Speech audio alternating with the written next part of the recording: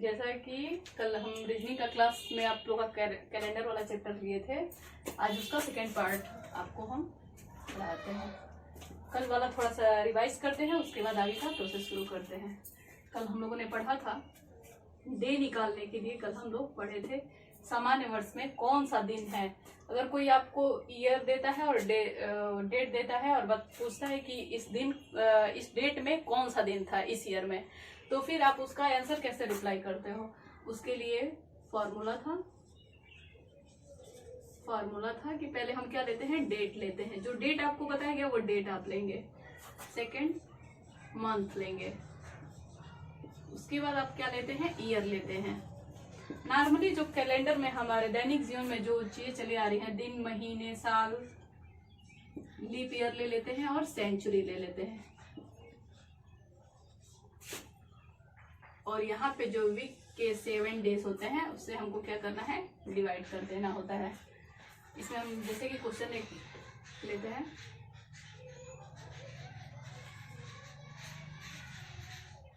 (25, 5, 2021) ऐसे लेते हैं। ये डेट हो गया, ये मंथ हो गया, ये ईयर हो गया। ईयर में हमने क्या बताया था आपको, ईयर में क्या होता है, लास्ट के 2 अंक लिए जाते हैं। ईयर के लिए लास्ट के आप 2 अंक ले लेंगे। फिर लीप ईयर के लिए क्या करना होता है, लीप ईयर के लिए जो ईयर होता है, लीप ईयर के लिए ईयर में जो है 4 से डिवाइड करते हैं।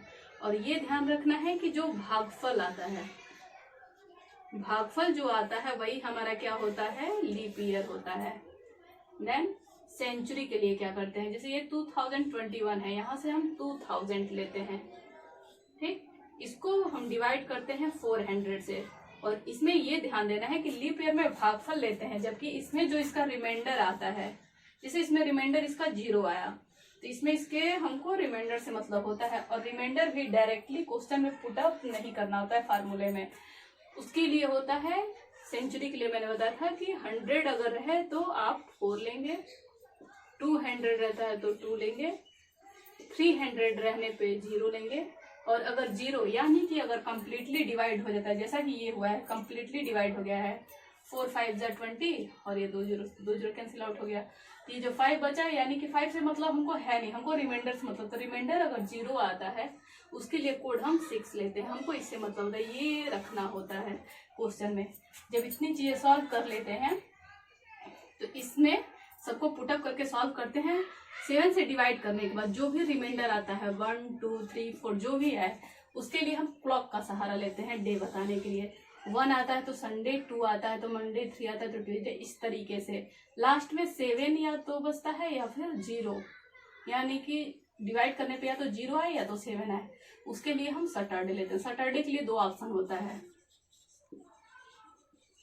सैटरडे के लिए या तो 7 आए, अगर डिवाइड करने पे 7 आए, या फिर 0 आए, इन दोनों के लिए हम सैटरडे डे लेते हैं।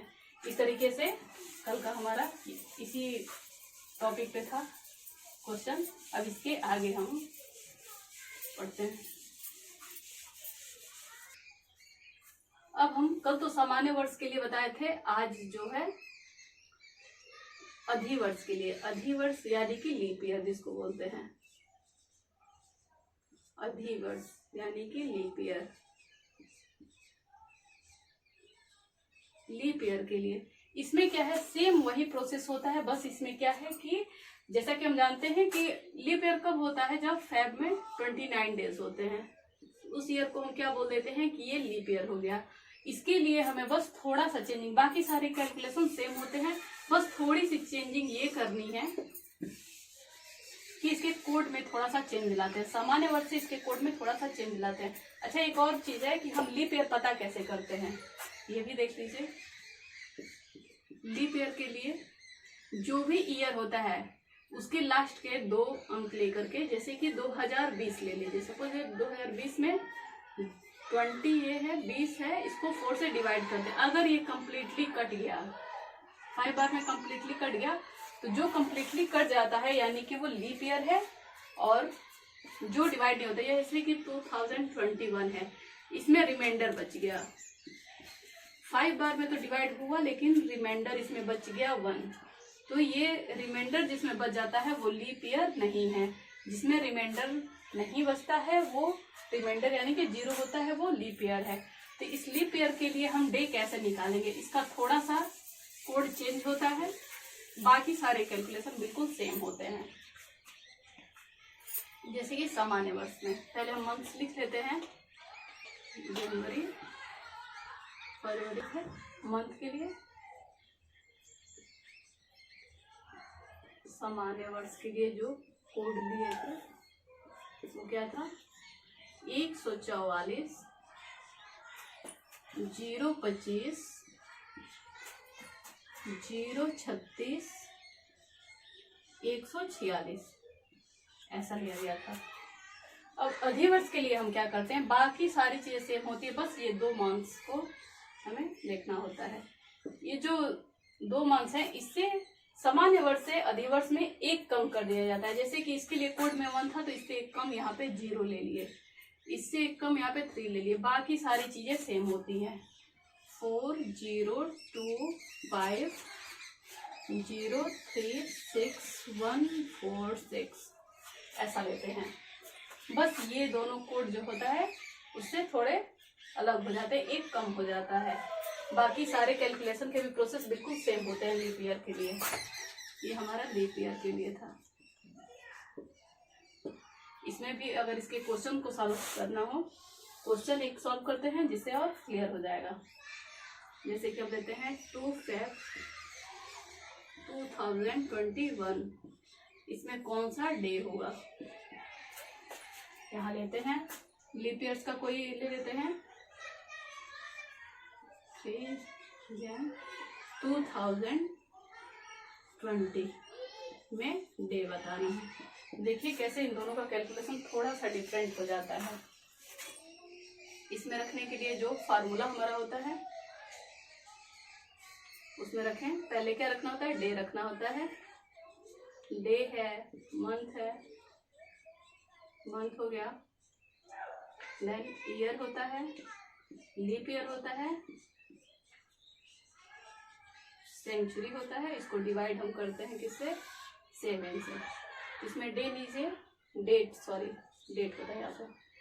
डेट लेते हैं 2 फरवरी में। ये देखते हैं, चेक हमेशा क्वेश्चन सॉल्व करने के पहले कैलेंडर का देख लेते हैं कि कहीं वो लीप ईयर तो नहीं है।